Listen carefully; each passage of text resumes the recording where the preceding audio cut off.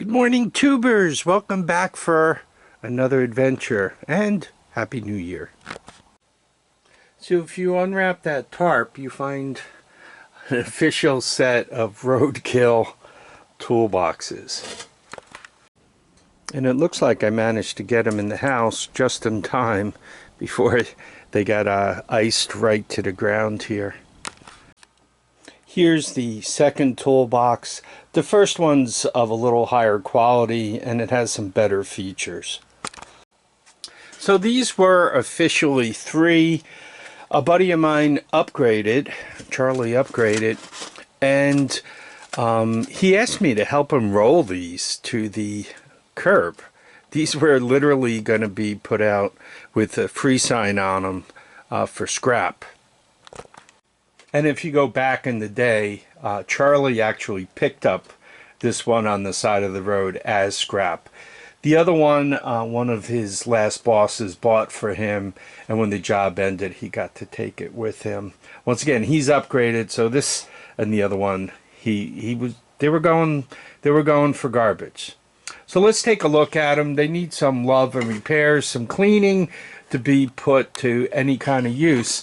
And the problems these toolboxes have, a lot of people will discover with their own toolboxes, and if you fix them, life will be better.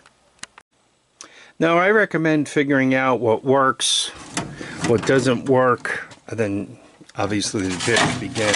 So I went through each and every drawer, made sure they opened and closed properly, and it really looks like the top of this guy is in pretty good shape. If you close the lid, it'll lock the doors shut, and you could actually take the key code off of this and go to a website on eBay and get yourself a new key if for some reason you had to lock it up. So top is all set. I also went through it and I took all the stuff out of there. Right? People have a tendency to leave things behind, and I mean there was a lot of sandpaper, discs, nuts, bolts, valve caps, files, junk like that. I just wanted to get everything out, and you want to get it out of there for a few reasons. First of all, you don't want to be surprised and find any contraband in there, right? You want to see if there's anything valuable that you can make instantaneous use of.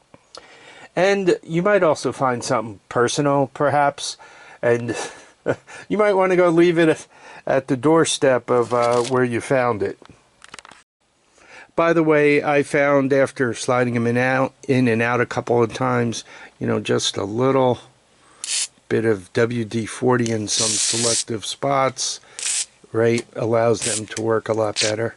So you do that on both sides, right? Take the minute, because you don't want to load this thing and then discover that it's not functioning properly. So once again, takes only a minute, works better. They also make like a liquid graphite that you can put on this. You could probably find on the internet some other kind of spray on that makes all these things work better. So we got the top piece working perfectly, and I'm happy about that. Let's talk the bottom piece. The bottom piece gets the hardest wear and tear if the thing's been rolled around for its life. This thing just sat. Charlie didn't normally move this one around too much.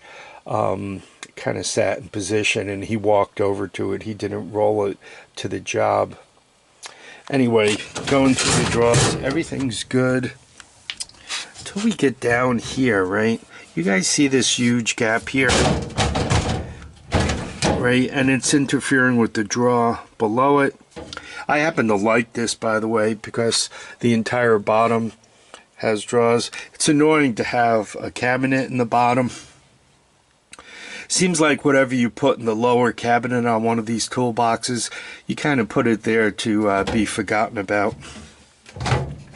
Anyway, for this bad drawer, right, you can see Like if you look at this guy, you have this inner slide that comes out. And if you look at this guy, you don't have any inner slide. So that's why this draw is sagging down and getting into trouble, right? The lower one is good, right? Both inner slides are working, and the bottom draw too, right? You can see the inner slides. By the way, the better quality ones have double slides on the heavier draws, and if the slides are wider, they're also a little better. So the overall quality of this toolbox, considering how many miles it has on it, is really pretty good, because it did hold up. Anyway, so let's see what we're gonna do to fix this guy. I think what's gonna have to happen is I'm gonna have to take this all the way off the track and make sure there's a rail there. If there's no rail there, we're not getting all that far with the repairs. So you can see the rail as I slide this. The draw comes right off.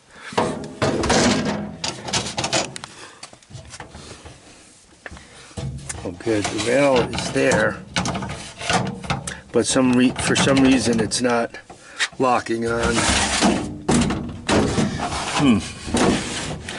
It's also interesting, we could also see in the back there that there's a bunch of stuff.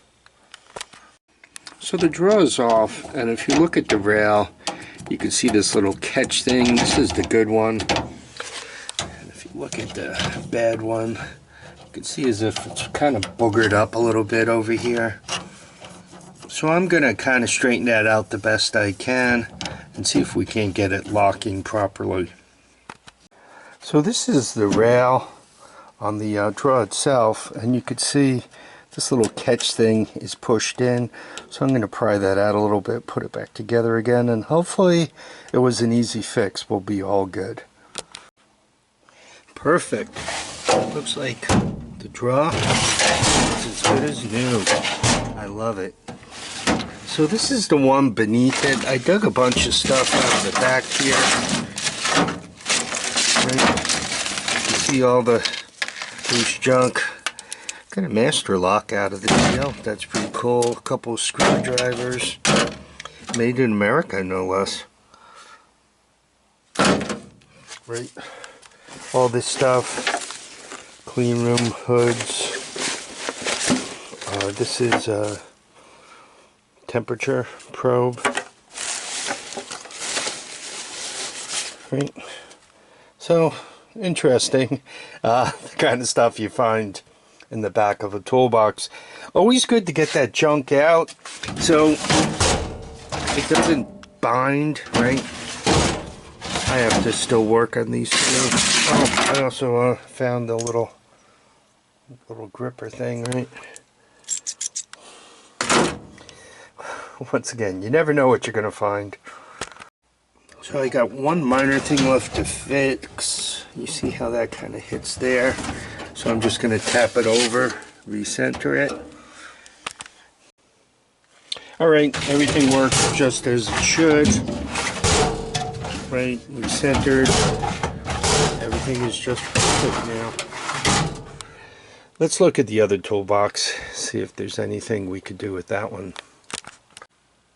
When I went to bring this thing in, other than pushing it completely straight, it really didn't roll well. It seemed to bind in all directions, right, left. It only would go straight. And it turns out I checked, and the go straight wheels, there's one there and one there, and then the turning wheels are one here and one here, but you really can't turn because you're pulling against that wheel or this wheel to use the turning wheel. So they put the wheels on incorrectly on the bottom. Other than that, yeah, it looks like I have a rail here to fix, and I have some clean out to do. But basically everything else is the same as the other guy. Yeah, this one's got more junk in it, but it's also a little nastier. It's got spilled oil on it. So I'm going to work on that. And I just want to mention this. If you're out on the road picking up freebie toolboxes, this thing here is an example of true junk. First of all, it's crazy thin. Second of all, it doesn't have the thing that slides out. It doesn't have the inner. So you could just keep pulling on this and you pull it right out and dump it on the floor. So these are perhaps good for crafts, but these are not a mechanic's toolbox. Possibly storage if like you want to keep tape or grinding wheels in it, you know, something that you only have to go up to and kind of check to see what stock you have, take what you need, close it, and be done with it. But you really don't want to be opening and closing it all the time. Just a quick mention on that. This toolbox also has the open area in the bottom. I mentioned that that I don't like it. It just seems whatever you need at the moment is all the way in the back, and you got to get down on your hands and knees and crawl around on the ground to get whatever you need out of there. It just seems to be a wonderful place to lose stuff. Once again, if somehow you can figure out that's going to be where you put your box of sandpaper discs or whatever, you could get the right size box, cardboard box, or make a wooden box or something and put it in there with whatever you want to keep in that box, and when you take the box out you can fetch, because crawling around and looking around, it's big enough that you don't want to just throw away the storage, but it's just a pest. You always got to get down on your hands and knees and get in there. One other quick trick, I found this with the garage toolboxes. Every once in a while I'll just drop one of these mothballs in. I'll like put the drawer all the way out and, you know, kind of drop it behind the drawer. Then when you close up the box, the inside of the box stinks. It smells like mothballs, obviously. And the concentration is fairly high because the box is sealed. And mice don't like that, right? If a mouse has a choice going right next to a mothball or avoiding it, it just as soon avoid it. And the last thing it wants to do is nest in a toolbox that stinks horribly of mothballs. Same with this cabinet here. It's better if they seal up all the way. But, you know, you kind of drop one in there or a couple in the drawers and let it just permeate through the toolbox. Mice don't seem to like the smell of mothballs. Not that they will go crazy to avoid them, right? But if they could stay away from them, they'd rather, and if you put them in a toolbox, they'd rather not nest in there. So, as you're picking up your roadkill toolboxes, make sure the wheels go in the right direction, right? 2 straight wheels, 2 steering wheels, or, right? You need the straight wheels to go in the same direction. So, just a quick comment, or if you want to move it that way, once again, make sure your straight wheels are parallel and your steering wheels are parallel to each other. Let's go with it that way, not in a straight line. That way the box will roll. Yeah, I'm gonna clean this up. I wanna set these up. I have a lot of electronics that needs to go, or ATV electronics. That way I'm not like always looking for silly things like these switches, right? If I could get those off of there, put them in a multi-box, and then put the multi-box in there, perhaps on the bottom. That then it's not like when I'm looking for one, I have these And then I have more in a box that I bought, and you know, that way they could all be in one place. That, the ignition switches, the CDIs, AC, DC, the wire harnesses, all that, I can kind of start getting it into one place. I'd also like to do a little more of the cleaner, finer, better work down here, such as if I'm going to do an engine build or a carburetor or something that if I drop a part, I really don't want to lose it forever. I'd like to get this area cleaned up so I could do some of that.